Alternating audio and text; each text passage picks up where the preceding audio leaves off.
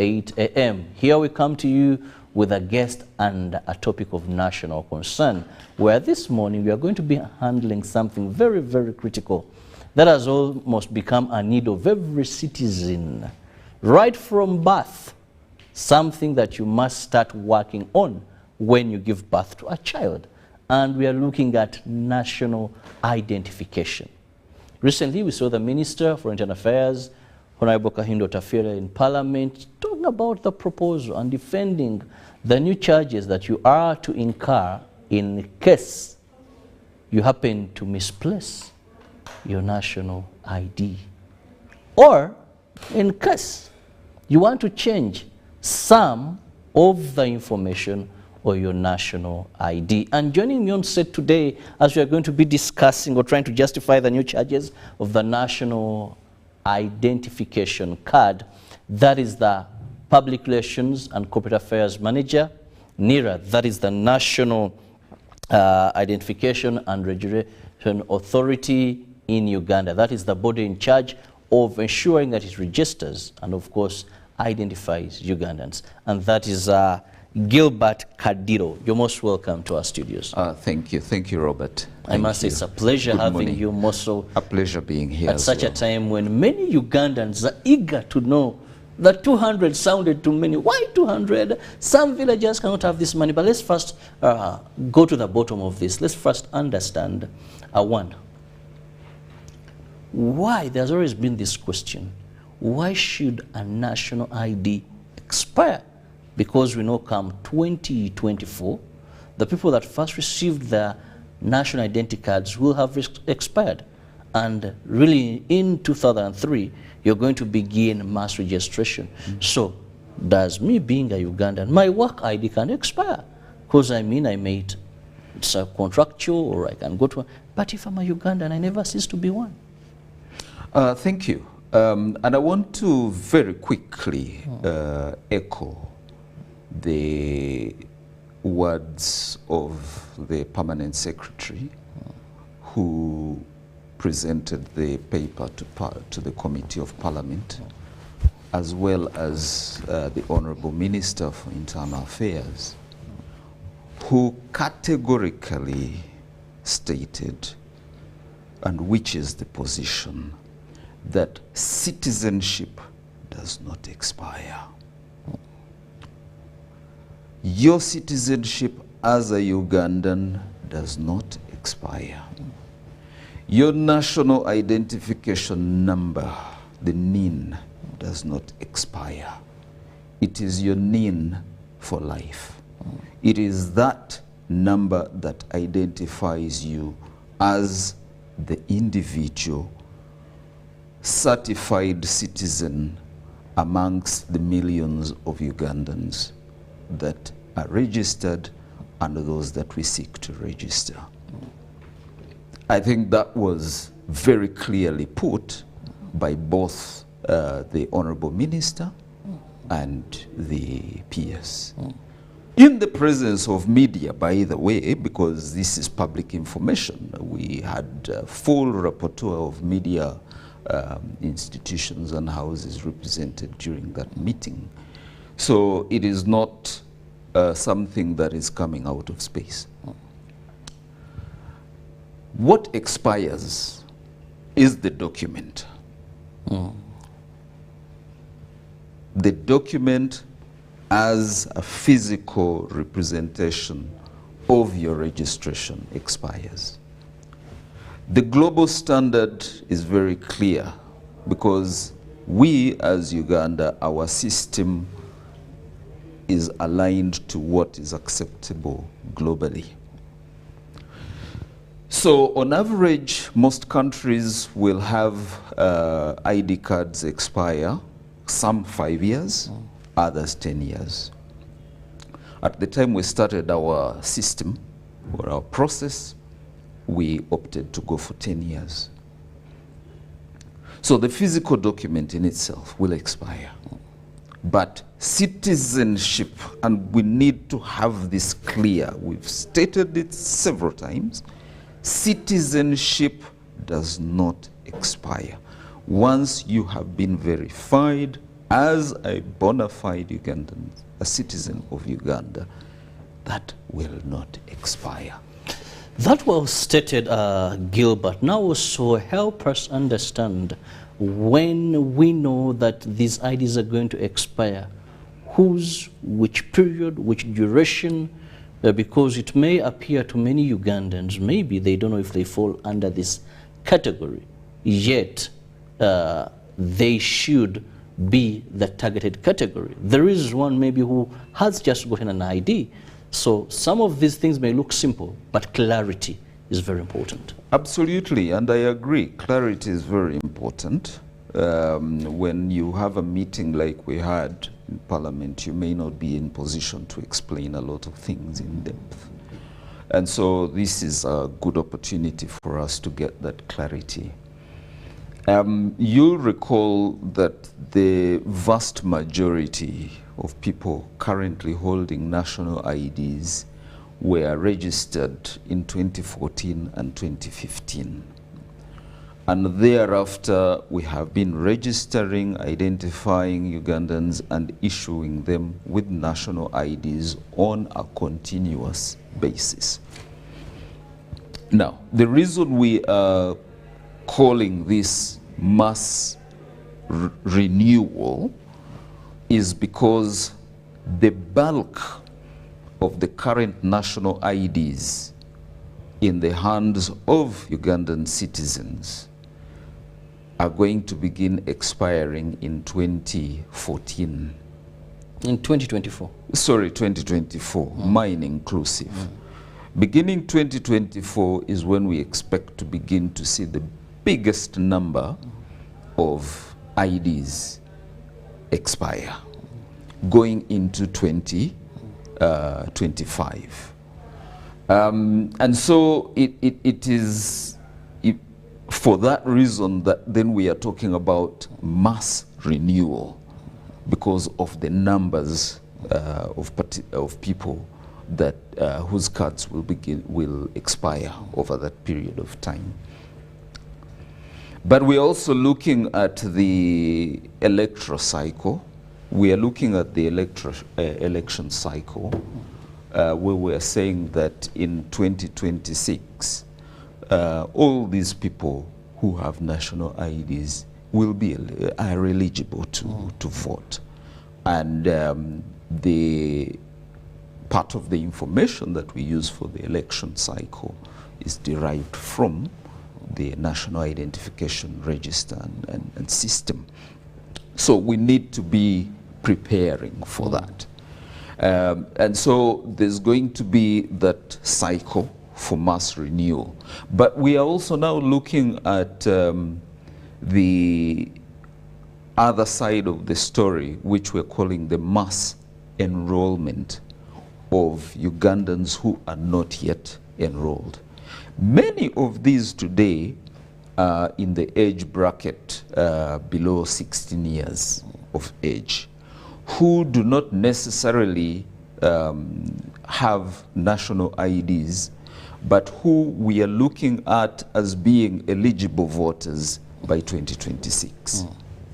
So we need to take care of that group as well, so that by the time we get to make our democratic decisions in 2026, they are empowered to be part of the process. But that is not the only reason why we do these things. When we started the journey of establishing the National Identification Register in 2014, we began with the national ID, which is, to put it simply, the midpoint of a national identification register. Anywhere you go globally, registration and identification of persons begins at birth. And so there is now an ongoing process for us to close that gap. So that now there's a lot of intent and focus on what we call civil registration services, i.e. birth and death registration. Because it is those that will give us now a complete national identification register. And so today, when you may have seen, we've been trying to run campaigns to promote birth registration. Why? Because we are now saying the birth registration system and the national ID system, given the way it was designed initially, are now integrated. So a child registered today for a birth certificate, for whose birth is registered today, will be assigned a NIN from day one. And that becomes their NIN, their identity for the rest of their lives. It is only at the age of 16 that then they go and update their information, and they are then given the physical ID. Well, now let's also understand, when you talk about would-be voters, you've talked about mass renewal and mass enrollment. Now, what happens to a person who currently maybe they're 30, they're 45, they've not been having an ID? When you go to this mass enrollment, are they also going to be catered for, or we are targeting the younger, 16 and a bit of below? We are targeting every individual who's not yet enrolled. Be you 50 years old, be you below that. Everybody will be targeted for enrollment during that exercise.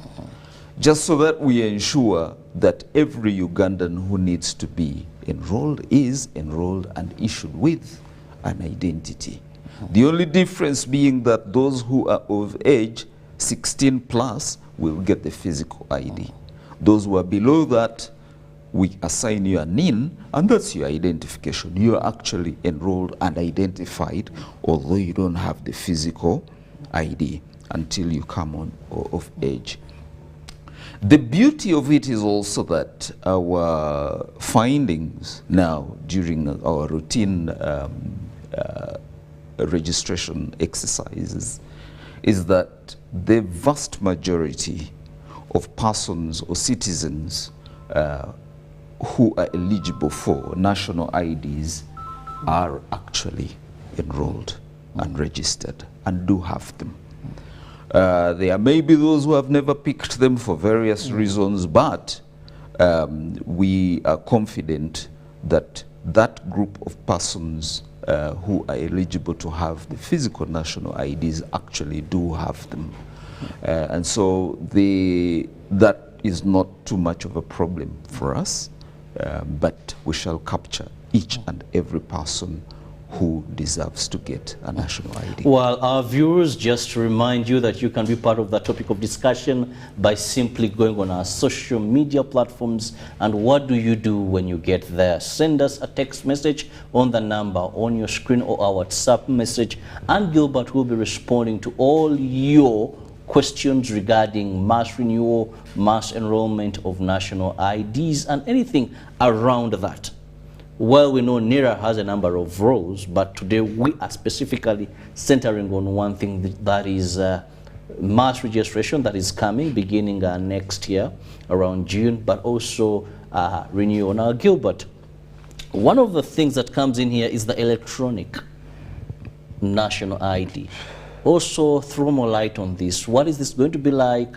We've just been used to people scanning the physical, then having it. So throw more light before you go to the other pressing issue of price and all that. We need to understand that technology moves, and it moves fast. We are close to 10 years since we commenced the process of establishing the current national identification system. In the last 10 years, a lot of things have changed within the identification systems technology. And it is only right that as a country we should be keeping pace with what is going on around us. Maybe for purposes of our audience out there understanding, this national ID is not intended for local use alone. Today you can use it in the bank, you can use it in a hospital, you can use it wherever there is an integration of services. But we also know that it can be used as an instrument to transact your business anywhere in this world. One, you can now use our national ID, even as they are today, to travel in the region. You can cross the border to Kenya, to Rwanda, without necessarily having a passport, simply because the ID systems of the three countries now are working in sync, and they can identify you. What is the next level? Can I be able to use my ID as a bank card? If today I'm in Honolulu, Hawaii, can I use it to transact my banking business?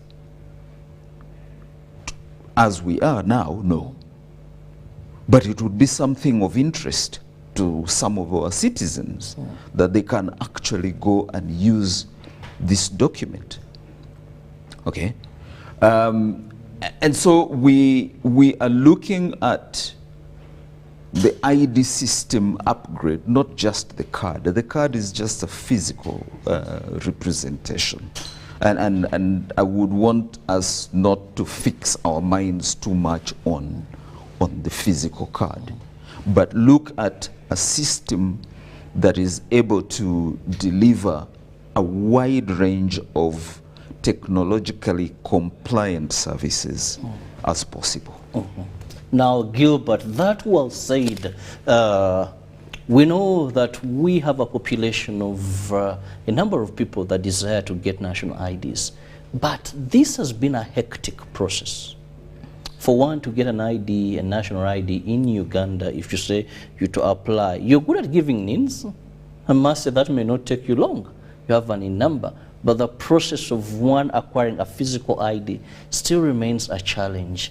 Then how would Ugandans have faith, believe that this process is going to be swift, this process is going to be reliable?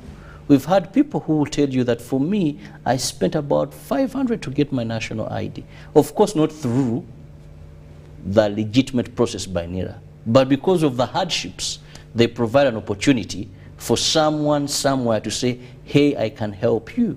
But because a person desperately needs this ID, they would give an arm and leg to have it. So how then, basing on this, can we trust, can we rely on an institution that yes, we shall have this math enrollment, we shall have this available, accessible, and I mean universal to everybody? There are many dimensions to that issue, to that question.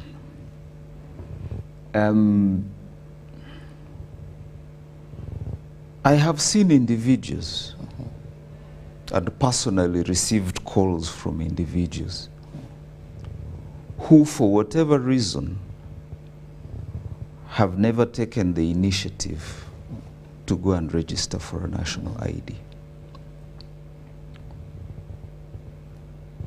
And somebody is calling you and telling you, Gilbert, I need a national ID as soon as possible. I'm traveling in the next 1 week. I need to process or renew my passport, so I need my ID. Either they've never registered for the national ID, or they lost it, stroke misplaced it, but I've never taken the initiative to replace it, have it replaced. And they are looking at having you intervene. Under comradeship. Under comradeship. It becomes extremely difficult for you to intervene in such a situation, because then you're telling yourself, look, lady, gentleman, where have you been? It's a very common tendency amongst our population for somebody to think that because they can access you, then they're able to get you to influence processes. There are those who, for the same reasons, will not contact somebody but will try to use our system through officers to pay money. It's another common tendency. It's not something that is confined to NIRA. You go across the board for services, be it in public or private institutions, and you'll find that tendency. NIRA does not condone corruption, but it takes two to tango.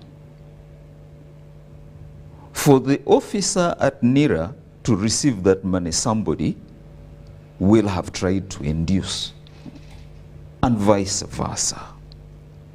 Our position as an institution, and I will repeat because we have said this so many times, is that our services are free of charge. They are free of charge. And if anybody on our part, our staff, asks you for money on claims that they will expedite the process for you to receive a national ID, please report. Report to the NIRA management or report to police, and we take it from there. It does not help us as an institution for us to hear complaints out there. So and so took my money and did not do what they promised to do. If you do not make us aware of what has happened, then how then do we address your concern and your complaint? Now, Gilbert, this brings me to the current... maybe the other dimension to this discussion before you come in again is that establishment of systems and technologies takes time. And sometimes you encounter challenges that you probably never envisaged at the time you set off the journey. Over the years, NIRA has gradually cascaded its services across the country. Today, we have 117 service centers across the country, and we are looking to see if we can expand to even more places, because, for instance, there are new districts that do not yet have independent offices of NIRA. But that notwithstanding, an individual who seeks to register and get a national ID can now do so from any of those 117 service points. The numbers that we used to have at Kololo coming in to do basic things now are not there. If you took a walk to Kololo today, by 2 p.m., there's nobody in line. Why? Because whoever has come in for the day to seek a service has either been attended to, or they can access these services from any of our districts. Why? Because, again, of integration of technologies. Finally, do the right thing at the right time. If I have 1,500 cards or applications in my line under process waiting for their national IDs, you're going to be number 1,501. I'm not going to jump that queue. That is the way the technology is configured today. And that's why we are saying we need now to upgrade and have a system that probably gains us better time efficiencies. So that instead of somebody taking the current 1 month to get their national ID, we come down to 2 weeks. Then that brings me to when we look at some of the new costs. One of the things was Express. With such a system, how are we going to have those that queues to have these IDs provided in an express manner? And also the cost therefore attached to that. Is this justifiable? I think we were also very clear in our discussions, and we've often emphasized this, that these are proposals. They are proposals based on what we are seeing happening elsewhere in the world. They are proposals based on the feedback that we have gotten over the years from different sections of the public. We've often gotten calls from some members of the public who say, for me, I can pay an extra if I want my ID out faster. We have so far resisted that because the system we have does not allow for express. It does not allow for that. And it would unfairly disadvantage those who, and that takes me back to what I said before, that then it means you are jumping the queue to slot in other people who are able to pay ahead of those who are not able to pay. And yet somebody may have applied for their national ID earlier than the other.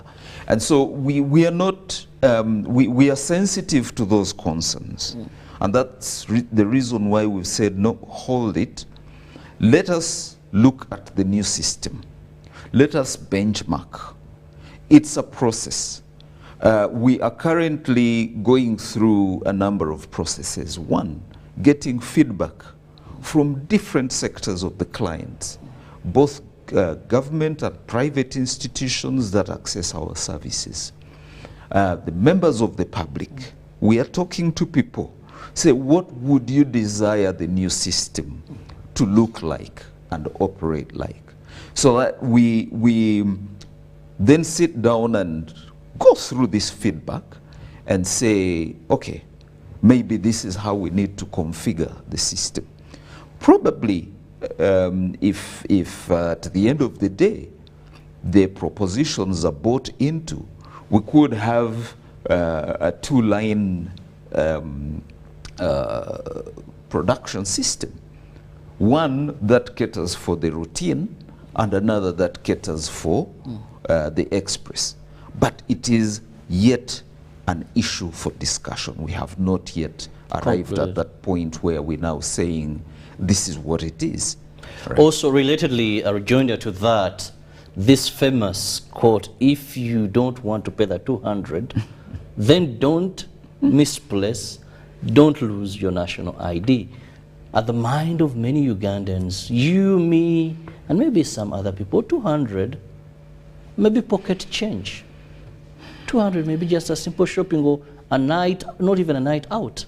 But to the ordinary Ugandan, because this is a must for every citizen to have, 200 is fairly a big amount of money. I will not speak as a rejoinder to the statements made by my minister. I think let us understand the principle. Okay. Already today, even with the national ID as it is now, the basic 2D barcode national ID, you're having to pay to have it replaced. The first national ID is free of charge. Nobody pays for that.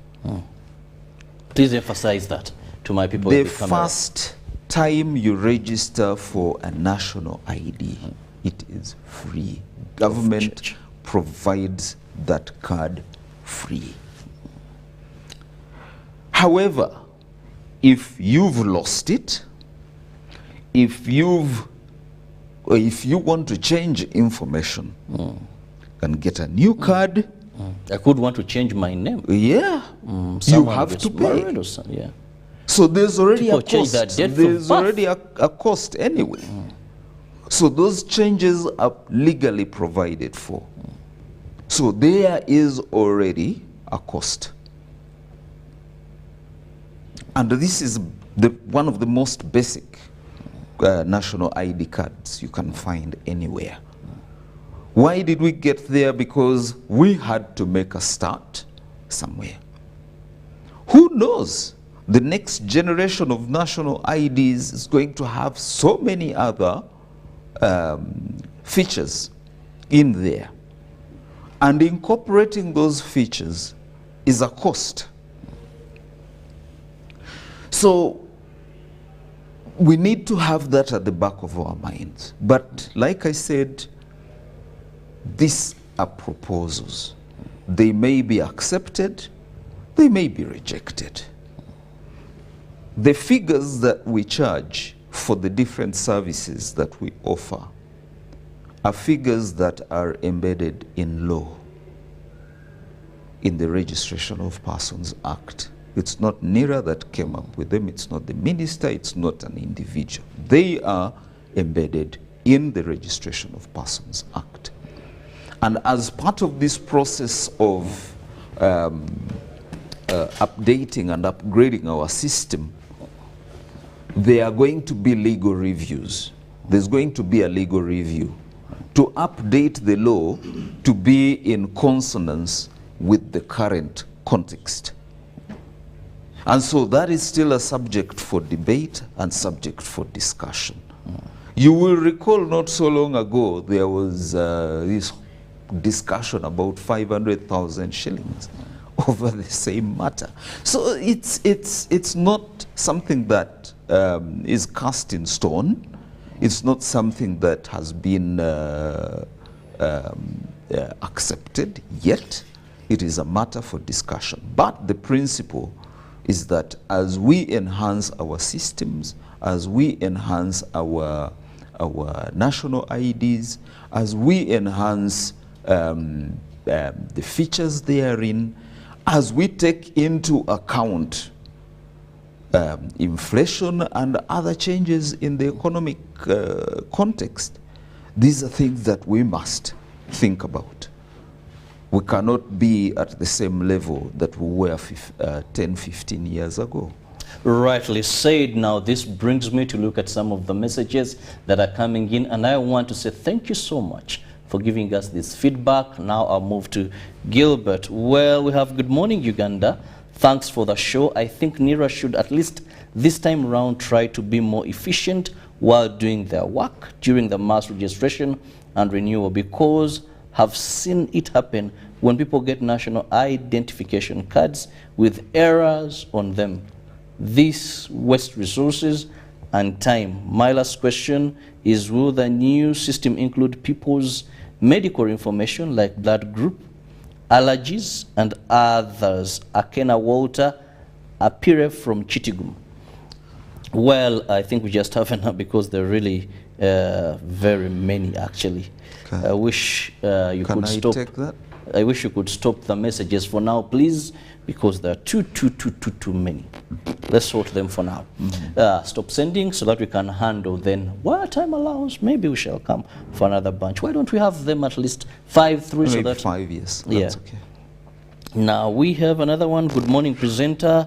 This is Biatusha Stephen from Ntinda. Will a national ID incorporate features that stop a thief or a fraudster who accesses a stolen ID from using it as his own? I mean a new ID having fingerprints, facial and eye education. Okay, we have also another one. Has the government run short of funds to provide for its citizens? Are we soon paying for the voters' card too? Not workable for the ordinary Ugandan who is selling land to pay for fees at university for the children to graduate. Then to those of us who of color, Bayitara, we also have a problem when it comes to tribe. So include in the features colored like in South Africa. I don't know if you've gotten it. I hope I do. Because it's to those of us of color. Thinking what it's about Bachotara, because it says Bacha, he says Bachatara. I think Bachotara. Yeah, Bachotara. We also have a problem when it comes to tribe. So include in the feature colored like in South Africa. Okay, I think that tribe. Can I take those? Okay, first take those. The first one, gentleman, Mr. Kenna, talks about mistakes and deficiencies. I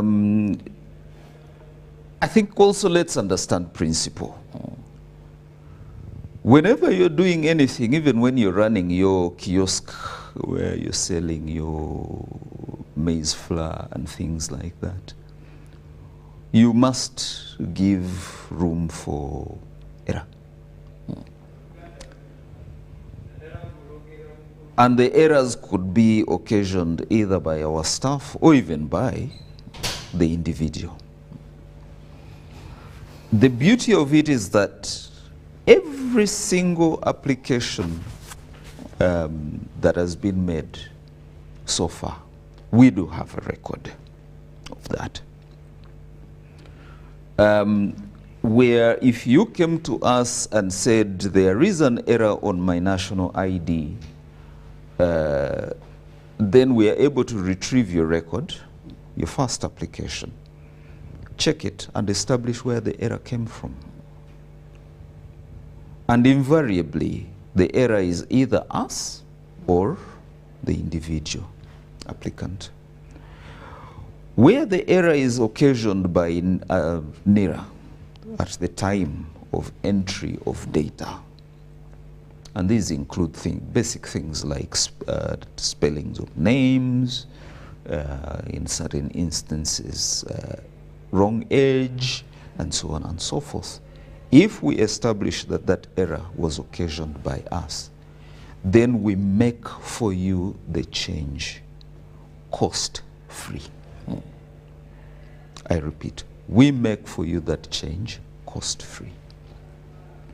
But there are times where we have also received people coming and saying, you erred on my date of birth. And you go in and check, and the provision, the information provided by them is wrong. And they either made an error or for their own reasons, they provided us with the wrong date of birth. So you will pay for that. You will pay for that. So people need to be keen that at the time of application, give us information about yourself that is correct. Okay. 2, the reason we are starting this process now, before 2024, is exactly because we want to be able to gain system efficiencies. Related to that, a quick one, because some of the messages are similar. One says that they lost their ID. Now in this mass renewal, will they have to first again pay, or they'll benefit from the fact that you're going to be renewing? My advice to you is that you process the replacement of your card now. Why wait? Aren't you going to need the card between now and 2024, 2025? Maybe they are not, and if there is going to be free, maybe, and here it's replacement. No, or it's the same as this is a replacement. So you still... you'll still need to pay for it. So take the time to go and have the replacement process started. Because if you came in 2025 and said you lost your ID, we'll still ask you to pay because it's a replacement. It's not your first national ID. Okay, well, let's still look at some of the messages. Maybe, well, I have an in, but I've not received my physical ID. I checked where I'm supposed to receive it from. It is not there. How do I be helped? Because I got a voting slip with my NIN and all the details there. I have not received mine physically. Your identity is your NIN. Your identification is your NIN. It is what sets you as a unique person, as a citizen of this country. The ID card is a physical representation of your information. Our position is that the NIN is an individual's identifier. And it is for that reason that we have been pushing to have the different agencies, whether in government or private sector, to have themselves integrated with the National Identification Register. So ideally, I should be able to walk into a bank and say, this is my NIN, and the bank should be able to identify me by that. And that includes other features like the fingerprints. We are looking at enhancing the current system with additional features. Iris technology, where you can have eye recognition. That is not yet a feature of the current system, but we are looking at that option. I don't think we shall go into details of blood group and medical records. The integration of the system, of the national ID system, once your NIN is assigned, the integration of the national identification system with other service providers, i.e. health service providers, should be able to extract your NIN and relate your identity with your medical records. Okay, then. So the whole idea being that the health system now should be working on establishing electronic records of citizens and having that linked to the national ID system. A quick one also, the person asked about the Bachotara issue. People of color, should we have the tribes on the national ID? We do not identify persons by color. We identify persons by the type of citizenship as stipulated in the Constitution of this country. And the Constitution is very clear on who is a citizen of this country. You might as well be a Caucasian, but you're a citizen. What qualifies you to be a citizen? You could be a dual citizen. So you hold the citizenship of the United Kingdom, but you also hold a certificate of citizenship of Uganda. So the color is inconsequential for as long as you can prove your citizenship. But Chotara is simply a situation where you have two individuals of different makeups coming up and producing a child. So you have a Ugandan female and European male or Indian in marriage producing a child of color. That is not the basis of your citizenship. But for as long as one of your parents is a citizen as described in the Constitution, you will get a national ID. Well, Gilbert, there are so many questions. People are really eager. But one common question is, how do I know the status of my physical ID if I've not yet gotten possession of it? Is there a number where I can say, we registered in school, we've not gotten them, that I can trace the process of my ID or confirm that I was never even registered? Because some say I was registered, then maybe they don't have a NIN. So how do I check the progress? There are three or four different options. One, you can walk to any office of NIRA near you. Even if you registered in Kirabo, in Karamoja, and you're now in Kampala, look for any NIRA office and ask to check your status, they'll be able to tell you. Because all these facilities are interlinked today, which is progress from where we were before, where you actually had maybe to come to Kololo to get that. So you do not have to bother to go to Kabong or Kisoro. Walk to any NIRA office, provide your information, and you'll be able to get information on the status of your card.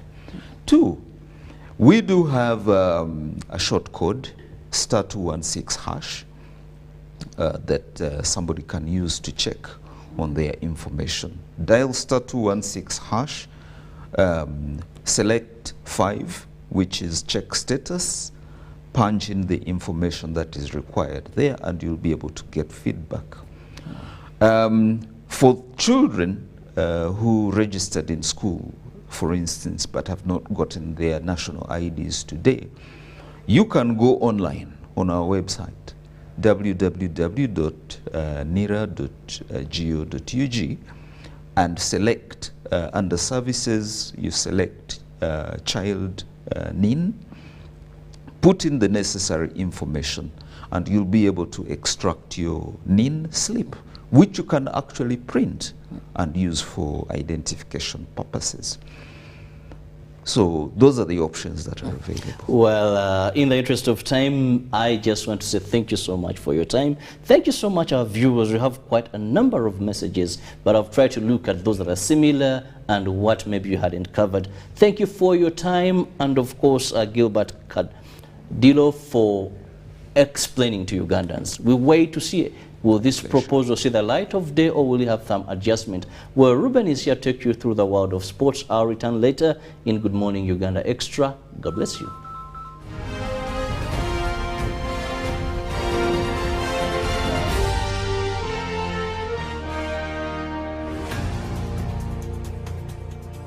Forget last season. Forget the